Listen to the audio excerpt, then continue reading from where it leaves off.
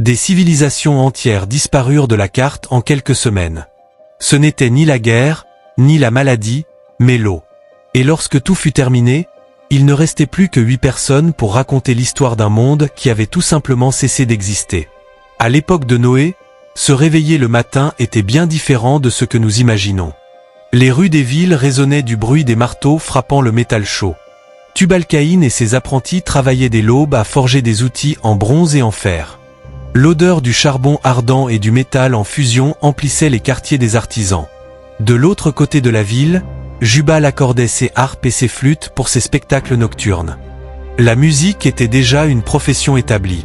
On y trouvait des théâtres, des festivals et une vie culturelle intense qui rivalisait avec celle des grands centres urbains. Caïn avait bâti la première ville connue et l'avait nommée Enoch en l'honneur de son fils. Mais ce n'était que le début. Des générations plus tard, ces villes se développèrent et se multiplièrent. Les marchés grouillaient de marchands vendant du bétail, des céréales et des produits artisanaux. Jabal organisait de grands troupeaux et contrôlait les routes commerciales reliant différentes régions. Les familles avaient des professions bien définies, transmises de père en fils. Il ne s'agissait pas d'une société primitive de chasseurs-cueilleurs. C'était une civilisation avec une main-d'œuvre spécialisée, un commerce organisé et même des divertissements. Mais cette société prospère avait quelque chose de troublant. Sous toute cette sophistication, la violence était constante. La Bible rapporte que la terre était corrompue devant Dieu et imprégnée de violence. Il ne s'agissait pas d'une violence occasionnelle, c'était un mode de vie. Chaque jour, les gens se réveillaient, inconscients qu'ils vivaient dans les derniers siècles de la première civilisation humaine. Ils travaillaient, construisaient et faisaient des projets d'avenir, tandis que la corruption morale se développait silencieusement, telle une maladie qui infectait toute la société. Et au milieu de tout cela, un homme nommé Noé reçut de Dieu des instructions très précises sur la façon de construire quelque chose d'inédit. Un bateau géant capable de survivre à une tempête de pluie de 40 jours. Mais qui étaient exactement ces êtres qui dominaient cette société antolienne ? Vous êtes-vous déjà demandé pourquoi la Bible utilise le mot « géant » pour décrire certains peuples ayant vécu avant le déluge ? Ce mot n'apparaît pas par hasard, et ce qui est arrivé à ces êtres peut expliquer en grande partie pourquoi Dieu a décidé de tout recommencer. Genèse 64 est très clair à ce sujet. Il y avait des géants sur terre à cette époque, et plus tard, lorsque les fils de Dieu s'unirent aux filles des hommes et leur donnèrent des enfants. C'étaient les hommes puissants d'autrefois, les hommes de renom. Analysons cela lentement. Premièrement, le mot « géant » dans l'hébreu original est Néphilim, ce qui signifie littéralement ceux qui sont tombés ou ceux qui font tomber les autres. Cela vous donne déjà une idée de l'influence qu'ils exerçaient sur les autres. Deuxièmement, on les appelle hommes puissants et hommes de renom. Il ne s'agit pas de gens ordinaires. Il s'agit de chefs, de puissants guerriers, de personnalités publiques connues dans toute la région, de personnes qui détenaient autorité et pouvoir sur les autres. Voici maintenant ce que beaucoup oublient. Ces géants n'étaient pas de simples individus isolés, ils constituaient l'élite dirigeante de la société antilouvite. Des hommes de renom créent une structure sociale organisée, où certains se distinguent et commandent. Le texte biblique indique clairement que cette situation a duré un temps considérable. Genèse 63 dit que Dieu a fixé une limite de temps, « Mon esprit ne luttera pas toujours avec l'homme ». Pourtant, ces jours seront de 120 ans. Cela signifie que cette société de géants a existé pendant plus d'un siècle avant le déluge. Durant cette période, ils se sont multipliés. Le verset dit que les fils de Dieu se sont unis aux filles des hommes, et qu'elles leur ont donné des enfants. Ce n'était pas un événement isolé. C'était un processus continu qui a engendré toute une lignée. Et voici le détail crucial qui explique en grande partie ce qui s'est passé. Ces géants n'étaient pas seulement différents physiquement, ils étaient moralement corrompus. Genèse 665 relie directement leur présence à l'état de l'humanité. L'Éternel vit que la méchanceté des hommes était grande sur la terre, et que toutes les pensées de leur cœur se portaient chaque jour uniquement vers le mal. Le mot « multiplier » est le même que celui utilisé pour décrire la croissance démographique. À mesure que les géants se multipliaient et gagnaient en influence, la corruption morale se propageait avec eux. Ils n'étaient pas seulement des chefs, ils corrompaient tout autour d'eux.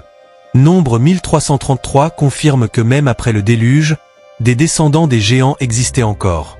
Nous avons également vu des géants, fils d'Énash, descendants des géants. Cela signifie que, d'une manière ou d'une autre, par la lignée de Noé ou par d'autres moyens, ce trait génétique a survécu. Mais pourquoi Dieu a-t-il permis cela? Et comment ces êtres ont-ils réussi à corrompre une civilisation entière? Si vous pensiez que la vie avant le déluge était primitive, vous vous trompez lourdement. La technologie de l'époque était peut-être plus avancée que beaucoup ne le pensent. Et tout cela a complètement disparu en 40 jours de pluie.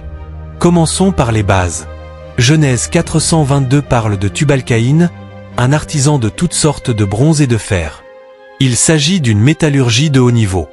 Travailler le fer nécessite des fourneaux à haute température et des connaissances spécialisées.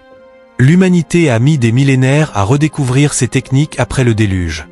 Mais Tubal-Caïn maîtrisait déjà cet art et ne s'est pas arrêté là. Le même chapitre mentionne Jabal, le père de ceux qui vivent sous la tente et élèvent du bétail. Cela peut paraître simple, mais cela décrit en réalité quelque chose d'assez sophistiqué. L'élevage organisé à grande échelle. Il faut des connaissances vétérinaires, des techniques d'élevage, des systèmes d'élevage et même du commerce pour que cela fonctionne. Jubal, frère de Jabal, était le père de tous ceux qui jouent de la harpe et de la flûte. La fabrication d'instruments de musique raffinés exige des connaissances en acoustique, en mathématiques et un savoir-faire artisanal très spécifique. Une harpe bien fabriquée exige une tension précise des cordes, un bois sélectionné et une conception qui amplifie correctement le son. Prenons maintenant l'arche de Noé. Genèse 6h14 dit que Dieu ordonna que des chambres soient aménagées dans l'arche et qu'elles soient enduites de bitume à l'intérieur et à l'extérieur. Le bitume est un matériau imperméabilisant naturel, mais savoir l'extraire, le traiter et l'appliquer correctement exige des connaissances techniques avancées. Les dimensions de l'arche sont impressionnantes. 300 coudées de long, 50 coudées de large et 30 coudées de haut. Un vaisseau aux proportions gigantesques qui exigeait des connaissances avancées en ingénierie navale. Genèse 7h11 mentionne que toutes les sources du grand abîme se sont rompues. Cela suggère que les hommes de l'époque possédaient suffisamment de connaissances géologiques pour comprendre les systèmes d'eau souterrains. Ce n'était pas une société ignorante du fonctionnement de la Terre. Enoch, qui vécut avant le déluge, marcha avec Dieu et fut enlevé sans voir la mort. Selon Genèse 524, Jude 14 le qualifie de septième fils d'Adam et dit qu'il prophétisa. Cela indique l'existence de registres généalogiques précis et d'un système de préservation du savoir. Toute cette sophistication technologique et culturelle disparut lorsque les eaux recouvrirent la Terre. Des centaines, voire des milliers d'années de développement humain furent anéantis en un peu plus d'un mois. Mais qu'est-ce qui a conduit une société aussi avancée à devenir si corrompue que Dieu décida de tout détruire? Découvrir que des mariages spécifiques ont changé le destin de l'humanité peut paraître impossible, mais c'est exactement ce qui s'est produit avant le déluge, entraînant des conséquences si désastreuses qu'elles ont poussé Dieu à tout recommencer. Genèse 62 raconte une histoire très simple en apparence. Les fils de Dieu virent que les filles des hommes étaient belles et ils prirent pour femmes parmi toutes celles qu'ils choisirent. Cela ressemble à un mariage normal, non? Mais cette union a complètement transformé l'ADN moral de l'humanité. Le fait est qu'il ne s'agit pas de mariages ordinaires. Le texte distingue clairement deux groupes, les fils de Dieu et les filles des hommes. Cette distinction n'est pas fortuite dans le langage biblique. Elle indique toujours quelque chose de significatif. Certains biblistes pensent que les fils de Dieu étaient les descendants de Seth, le fils d'Adam, qui avait une relation avec Dieu. Les filles des hommes, quant à elles, étaient issues de la lignée de Caïn, qui s'était détourné de Dieu après avoir tué Abel. D'autres les interprètent comme des êtres angéliques ayant pris forme humaine. Ce que nous savons avec certitude, c'est que ce mélange a été le déclencheur de la corruption mondiale. Genèse 163 montre que Dieu était mécontent. Alors l'Éternel dit, « Mon esprit ne restera pas toujours en désaccord avec l'homme, car lui aussi n'est que chair, et ses jours seront de 120 ans. » Voici le détail frappant. Dieu a fixé une limite de temps, 120 ans. Cela signifie qu'il n'a pas tout détruit immédiatement. Il a donné aux gens le temps de se repentir, plus d'un siècle d'opportunité. Durant cette période, un événement a complètement transformé la société. Genèse 64 explique. Il y avait des géants sur la terre en ces temps-là, et aussi après, lorsque les fils de Dieu s'unirent aux filles des hommes et leur donnèrent des enfants. C'étaient les hommes puissants d'autrefois.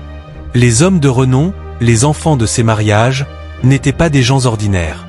Ils devinrent l'élite de l'époque. Si vous croyez que Dieu observe encore les relations humaines et se soucie de nos choix en matière de mariage et de famille, commentez, il voit tout. Mais comment cette corruption s'est-elle propagée si rapidement qu'elle a contaminé une civilisation entière? Vous êtes-vous déjà demandé à quoi ressemblerait une époque où Dieu s'apprêtait à détruire le monde, et où une seule personne en aurait reçu l'avertissement? Les dernières décennies précédant le déluge ont dû être bien étranges pour ceux qui ont prêté attention aux signes. Noé ne s'est pas réveillé un beau jour et n'a pas décidé de construire une arche géante. Genèse 69 nous dit que Noé était un homme juste, parfait pour sa génération. Noé marchait avec Dieu. Cela signifie qu'il entretenait une relation étroite avec Dieu à une époque où cela était extrêmement rare. Pendant ce temps, le reste de l'humanité menait une vie tout à fait normale. Jésus lui-même a comparé l'époque de Noé à ce qui allait se passer dans le futur. Car, comme au jour d'avant le déluge, les hommes mangeaient et buvaient, se mariaient et donnaient en mariage, jusqu'au jour où Noé entra dans l'arche. Imaginez l'ironie de la situation. Des millions de personnes se réveillaient chaque jour, travaillant, faisant des affaires, planifiant l'avenir, tandis qu'un homme au milieu d'eux construisait un bateau géant parce que Dieu avait annoncé qu'il pleuvrait pendant 40 jours d'affilée. La construction de l'arche n'a pas dû passer inaperçue. Genèse 6h19 montre que Noé reçut des instructions précises. De tout être vivant, de toute chair, 2 de chaque espèce, mâle et femelle, tu feras entrer dans l'arche pour les conserver en vie avec toi. Imaginez l'émoi que cela a dû provoquer dans la région. Selon Pierre 25, Noé était un prédicateur de justice. Cela signifie qu'il ne construisait pas l'arche en silence. Il annonçait aux gens ce qui allait arriver. Pendant des décennies, il a dû avertir du jugement à venir. Mais le plus frappant, personne ne le prenait au sérieux. Jésus dit que les gens continuèrent leur vie normale jusqu'au jour où Noé entra dans l'arche et ne s'en aperçut pas, jusqu'à ce que le déluge vienne les emporter tous. Genèse 74 révèle que Dieu donna un dernier avertissement très précis, car après 7 jours, je ferai pleuvoir sur la terre pendant 40 jours et 40 nuits. 7 jours d'avertissement. Une semaine pour préparer la fin du monde.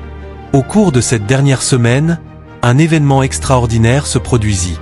Genèse 79 raconte que les animaux entrèrent dans l'arche 2 par 2 avec Noé, mâles et femelles, comme Dieu l'avait ordonné. Les animaux sauvages eux-mêmes commencèrent à se comporter de manière surnaturelle, marchant calmement vers l'arche. Le spectacle devait être impressionnant. Lions, ours, loups, toutes sortes de prédateurs marchant paisiblement aux côtés de leur proie naturelle. Si ce n'était pas le signe évident que quelque chose d'extraordinaire se produisait, je ne sais pas ce que c'était. Si vous croyez que Dieu avertit encore avant d'agir et que nous devrions prêter attention aux signes qui nous entourent, commentez, il avertit à l'avance. Mais lorsque les premières gouttes de pluie commencèrent à tomber, comment réagirent ceux qui avaient ignoré tous les avertissements? Sur toute la terre, comptant des millions d'habitants, seules 8 personnes entrèrent dans l'arche. Une seule famille fut jugée digne de survivre. Cela nous amène à nous demander ce qui rendait Noé si différent des autres. Genèse 71 rapporte les paroles exactes que Dieu adressa à Noé. « Entre dans l'arche, toi et toute ta famille, car je t'ai vu juste devant moi en cette génération. » Le mot « juste » ici ne signifie pas parfait. Il désigne quelqu'un qui vivait selon les normes divines à une époque où cela était presque impossible. Imaginez la pression sociale à laquelle Noé a dû faire face. Il vivait dans une société où chaque pensée du cœur humain était constamment mauvaise.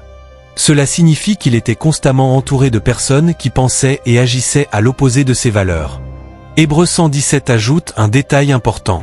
Par la foi, Noé, divinement averti de choses encore invisibles, fut saisi de crainte, et pour le salut de sa famille, il prépara l'arche, par laquelle il condamna le monde et devint héritier de la justice qui vient de la foi.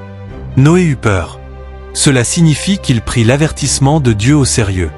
Tandis que tout le monde autour de lui continuait à vivre comme si de rien n'était, il passa des années à construire un navire géant, croyant en une promesse qui n'était pas encore accomplie. Lorsque le jour arriva enfin, Genèse 7h16 nous dit que ceux qui entrèrent, hommes et femmes de toute chair, entrèrent comme Dieu l'avait ordonné. Et le Seigneur les ferma à l'intérieur. Dieu lui-même ferma la porte de l'arche. Ce n'est pas Noé qui décida du moment où il serait temps de cesser d'accueillir des gens et qui commença à le faire. Genèse 7h11 décrit ce qui se passa dans la 600e année de la vie de Noé, le 17e jour du 2e mois. Ce jour-là, toutes les sources du grand abîme jaillirent et les écluses du ciel s'ouvrirent. Ce n'était pas seulement de la pluie, les sources du grand abîme jaillirent. Cela signifie que l'eau jaillissait aussi des profondeurs de la terre. C'était comme si la planète entière était en train d'être remodelée.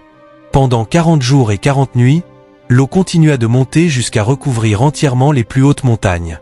Genèse 7h23 résume le résultat. Ainsi fut détruit tout ce qui vivait sur la terre, depuis l'homme jusqu'au bétail et même les reptiles du ciel. Ils furent anéantis, ne laissant que Noé et ceux qui l'accompagnaient dans l'arche. Pendant des mois, la famille de Noé flotta sur les eaux qui recouvrirent tout ce qu'elle connaissait. Leurs maisons, leurs villes, leurs voisins.